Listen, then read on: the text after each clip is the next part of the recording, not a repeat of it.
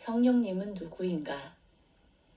우리는 알리스터 맥그레스를 통해 우리가 믿는 것이 과연 무엇이며 왜 믿어야 하는지, 그리고 우리가 믿는다고 하는 하나님은 과연 누구이며 삼위일체의 개념은 무엇인지, 신약 성경이 보여주는 예수님이 어떻게 하나님이신지를 앞선 책들을 통해 살펴보았습니다. 이제 그리스도인들에게 다소 어렵고 모호한 성령, 그분은 누구이며 어떻게 일하시는지를 더 깊이 들여다보게 하는 맥그레스의 네 번째 책, 은혜의 성령으로 들어가 보시죠. 많은 그리스도인들이 성령을 기독교 신앙에서 가장 이해하기 어려운 것들 중 하나라고 생각한다. 그러나 하나님을 풍성하게 경험하는 그리스도인의 삶을 살려면 하나님이 이 세상과 우리의 삶에서 살아계심을 인지해야 한다. 믿음은 단지 관념이 아니라 성령을 통해 자라가는 하나님과의 관계이다.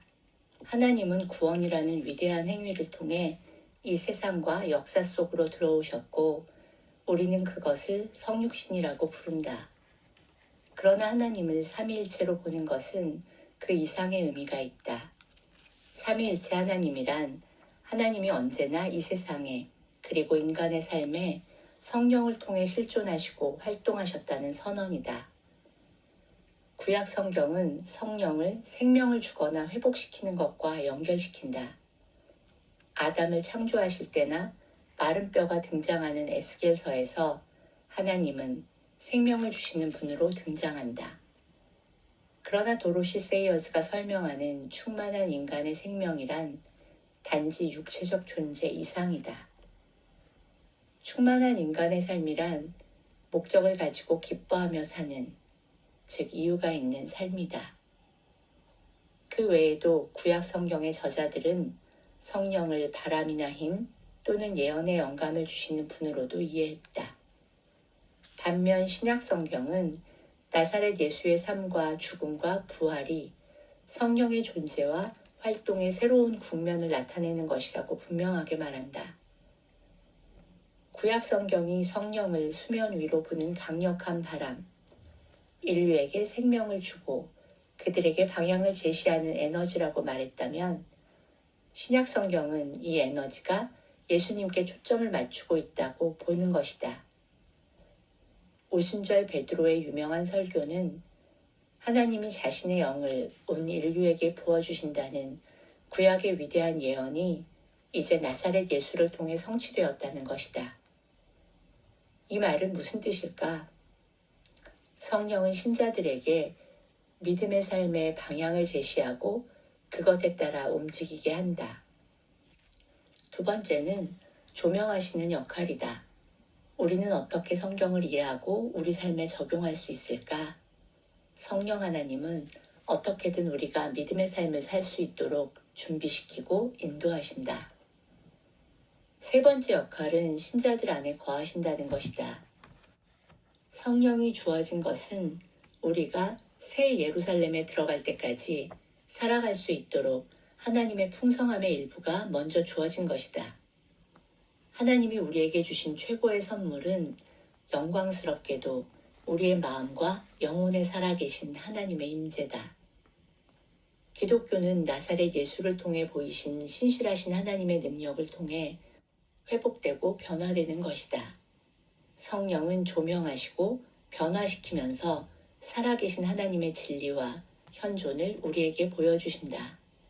이것을 C.S. 루이스는 순전한 기독교에서 이렇게 표현했다. 우리는 하나님이 낳으신 것이 아니라 만드셨다. 자연의 상태에서 우리는 하나님의 자녀가 아니라 말하자면 곧 소진되어 죽을 생물학적 생명일 뿐이다. 그러나 기독교의 궁극적 제안인 하나님의 방식을 따른다면 그리스도의 생명을 공유할 수 있다. 우리가 이러한 생명을 공유하면 우리도 하나님의 자녀가 될 것이고 그리스도처럼 아버지를 사랑할 것이고 성령이 우리 안에 살아나실 것이다. 예수님은 다른 사람들에게 자신이 지닌 것과 같은 생명을 퍼뜨리기 위해 이 세상에 오시고 인간이 되셨다. 나는 이것을 좋은 감염이라고 부른다. 그렇게 성령 하나님은 우리가 기도할 수 있게 하시고 예수님을 닮아갈 수 있게 하신다. 일부 그리스도인들은 몸을 물리적이고 물질적인 부분으로 이해했고 영혼은 인간의 육체에 잠시 거하는 영원한 영적 실체라고 이해했다. 그러나 이런 영혼의 개념은 그리스적 사상에서 왔다. 구약 성경에서의 영혼은 생명의 기초 또는 살아있는 존재란 의미를 지닌다. 따라서 우리는 영혼을 하나님과 관계를 맺는 존재의 양상으로 생각하거나 하나님과 관계를 맺을 수 있는 능력으로 이해할 수 있다. 현대 문화는 죄사상을 좋아하지 않는데 우리 문화의 바탕을 이루는 신화, 즉 인간은 본성적으로 선하며 아무런 도움 없이 심지어 신에 대한 개념이 없이도 선에 도달할 수 있다는 신화와 반대되기 때문이다. 기독교는 인간 본성에 대해 매우 현실적인 관점을 가지고 있으며 인간 본성의 결함을 설명하기 위해 죄라는 단어를 사용한다. 비록 이 단어가 단순히 도덕적인 관점에서만 사용되는 경우가 종종 있지만 사실 죄란 우리 안에 깊이 뿌리 박힌 문제이며 인간 정체성 안에 내재하는 것이다. 죄의 행위는 증상일 뿐 진짜 문제는 우리의 죄성이다. 하나님은 우리를 사랑하는 존재로 창조하셨지만 우리에게 또한 그 사랑을 거부할 수 있는 자유도 주셨다. 죄라는 조건은 언제나 하나님으로부터 소외되게 하며 우리가 될 수 있는 존재가 되지 못하게 한다. 우리는 치료받아야 하고 그 결과로 얻은 새로운 삶의 방식에 적용하면서 교회 공동체의 지지를 받아 회복되어야 한다. 기독교의 복음은 우리를 치유한다. 아니 적어도 치유의 과정을 시작하게 한다. 복음은 도덕주의로의 초대, 곧 우리가 부응해야 하는 요구 목록이 아니라 옳은 것을 하기 원하도록 회복되라는 초대다. 복음은 사물을 제대로 보는 눈을 회복시키며 편견에 찬 판단의 잣대를 고치게 도와주고 하나님을 섬기고자 하는 우리의 의지를 회복시킨다. 죄는 하나님과의 분리인 동시에 우리의 진정한 정체성과의 분리이며 구원은 창조 때에 의도된 애초의 모습을 회복하는 것이다. 기독교의 복음, 곧 좋은 소식이란 우리의 삶이 회복되고 전환될 것이라는 소망과 기쁨의 선포이다. 그렇다면 이제 죄는 어떻게 되는가? 복음의 빛이 죄의 어두움을 폭로한다. 복음은 우리 자신을 있는 그대로의 모습으로 죄된, 그러나 그럼에도 불구하고 하나님의 사랑을 받는 존재로 보게 해준다. 사랑의 하나님이 주신 약속을 받아들이는 그 믿음이 이전 삶의 어두움과 얄팍함과 왜곡과 실패를 보게 한다. 우리 자신을 죄인으로 보고 그리스도를 우리의 구세주로 보기 위해서는 성령의 사역을 통해 거듭나고 회복되어야 한다. 은혜의 성령도 하나님의 선물이며 하나님의 선물이신 성령은 우리의 신앙과 헌신을 깊어지게 하는 영적 은사들을 또한 주신다. 하나님은 우리를 있는 그대로 사랑하시지만 그대로 내버려 두지는 않으신다. 자비로움은 누군가를 그냥 비판 없이 받아들이며 잘해주는 것과는 다르다. 자비롭다는 것은 개인에게 주의를 기울이며 세상에서 그의 지위가 무엇이든 그를 소중히 여겨 주목하는 것이다. 누가복음의 내러티브는 삭개오가 미움받는 사람임을 보여준다. 로마와 결탁해 같은 민족인 유대인들의 세금으로 자신의 배를 불려왔을 그에게 삭개오야 내려와라. 오늘 너희 집에서 머물러야겠다는 예수님의 말씀은 사람들에게 충격을 주었다.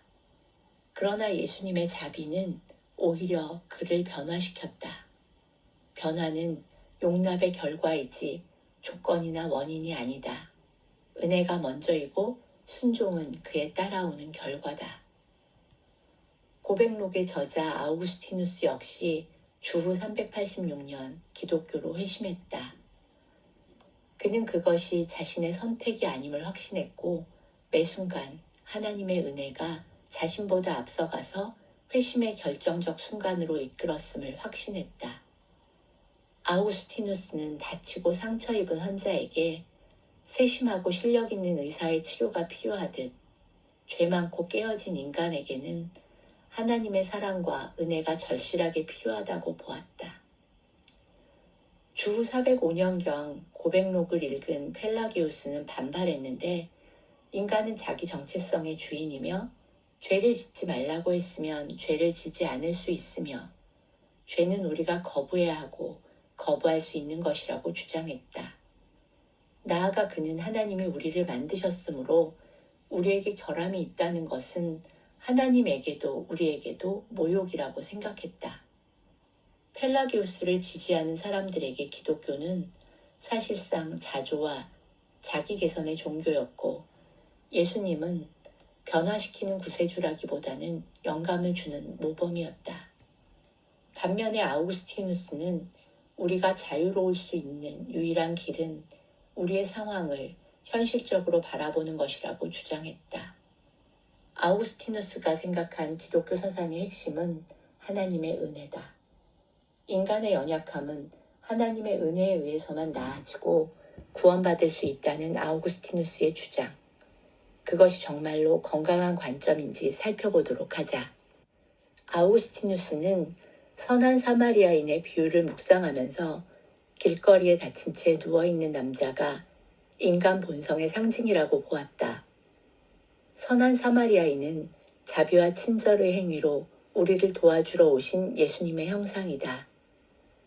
다친 사람을 여관 주인에게 부탁하고 돌아올 때까지 맡긴 일을 두고 아우구스티누스는 그리스도께서 성취하신 구원은 공동체의 돌봄을 필요로 한다고 보았다.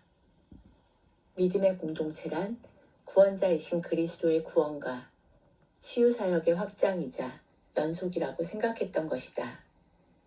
교회는 그리스도를 따르도록 부름받았다는 믿음으로 함께 모이는 사람들이다. 오래전부터 교회로 번역된 그리스어 에클레시아는 특정한 목적을 위해 모인 사람들의 회합을 의미했다. 교회를 이해하는 매우 익숙한 방법 중 하나는 교회를 하나의 제도로 보는 것이고 또 다른 관점은 그것을 신앙 공동체로 보는 것이다. 디틀리히 본 회퍼가 깨달은 것처럼 타인은 우리에게 유익하다. 그들이 아무리 이상하고 힘들게 여겨지더라도 말이다. 그들은 우리가 스스로의 교만과 약점과 허영심을 규명하고 직면하게 도와준다. 그리고 타인의 용납을 받으면서 우리도 타인을 용납하게 된다. 또한 교회는 그리스도인들이 신앙 안에서 성숙해 가도록 가르치는 제자도의 학교로 볼 수 있으며 교회 밖의 사람들에게 자신의 생각과 가치를 설명하고 권하는 공동체로도 볼 수 있다. 초대교회는 사도들의 복음 선포를 통해 탄생했고 그 행위를 자기 정체성의 핵심으로 보았다. 교회 안의 사람들은 신앙 안에서 자라도록 도움을 받았고 교회 밖의 사람들은 기독교가 무엇이며 그것이 삶에 어떤 변화를 가져오는지 이해할 수 있는 설명을 들었다. 마지막으로 교회는 도덕적 비전의 공동체다. 신앙으로 인해 이 세상을 다르게 보고 그 다른 관점에 따라 행동하게 되는 사람들의 모임이다. 로마의 국교로 채택되면서 제도권 안에 들어왔던 교회는 5세기에 로마 제국이 붕괴하기 시작하면서 서구교회와 동구교회로 분리되었고 16세기에 이르러 석유 유럽에서 개신교 종교개혁이 중세교회를 분열시키면서 교회는 더 여러 개로 나뉘었다. 오늘날에는 수만 개의 기독교 교파들이 존재하는데 각자 자신을 참 교회로 보거나 적어도 몇몇만을 교회의 유효한 형태라고 여긴다. 우리는 이것을 어떻게 이해해야 할까? C.S. 루이스는 언제나 자신을 영국 선교회의 평신도라고 불렀지만 교파 정치를 싫어했고 거친 논쟁이나 교만한 우월성 주장의 원인이 되곤 했던 교단들의 특정 사상이나 관습을 배제하고 기독교가 기본적으로 합의하는 주제들에 주목하기를 원했다. 그러나 루이스는 그리스도인이 된다는 것은 믿음의 공동체와 연결되는 것을 의미한다는 사실을 분명히 했다.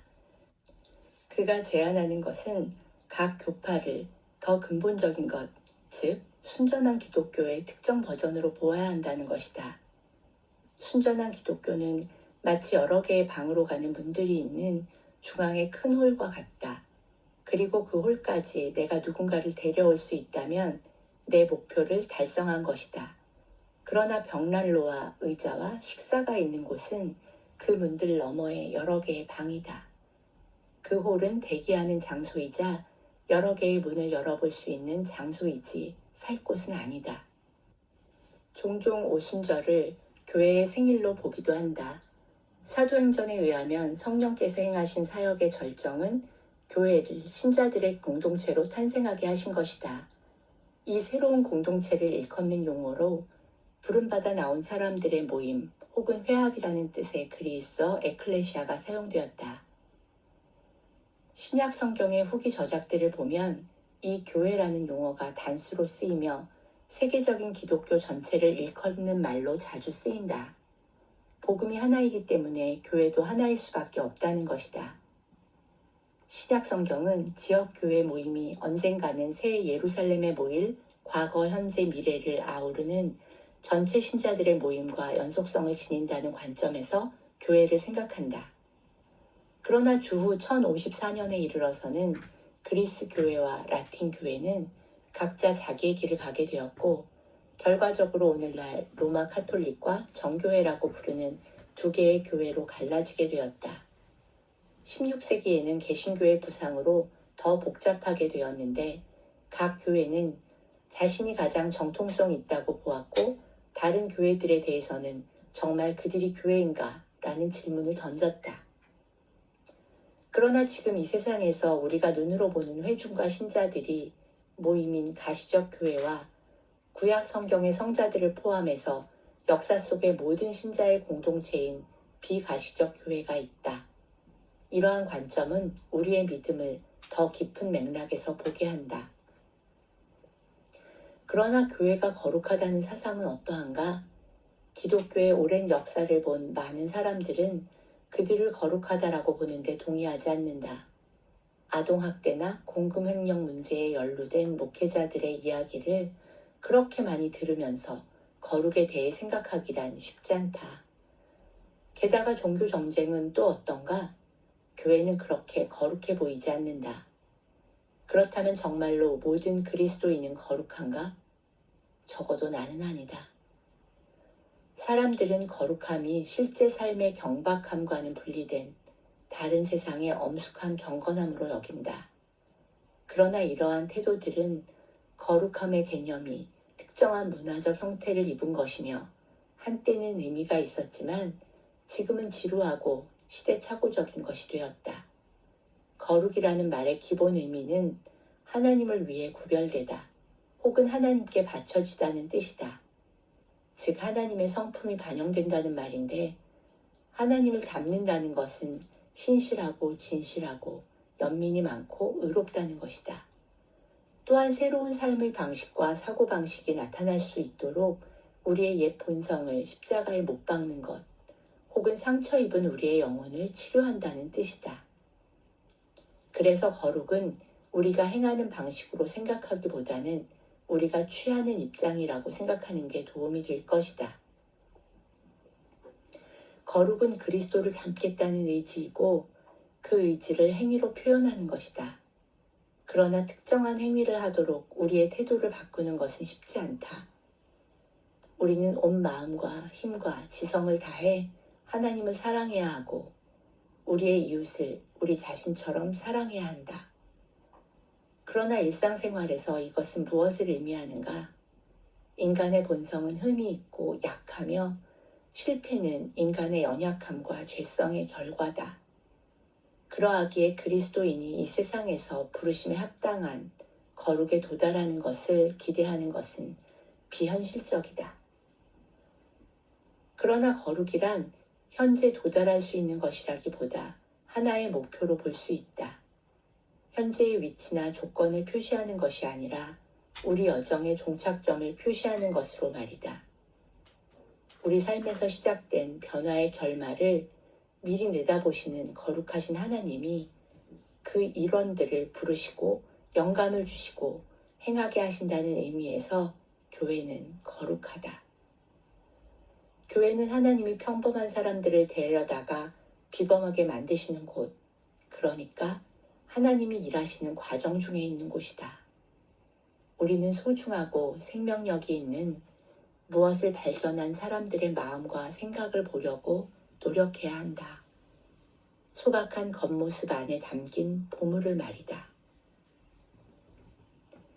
개인적으로 교회와 성도의 거룩에 대한 장이 참 좋았다. 때로 거룩하지 않은 우리들의 모습에 많이 부끄러웠던 것이 사실이다. 그러나 그 거룩이 현재의 위치가 아닌 그곳으로 인도해 가시는 은혜의 성령님이 오늘도 함께 하신다는 사실이 나의 늦은 걸음에 위로가 되었다.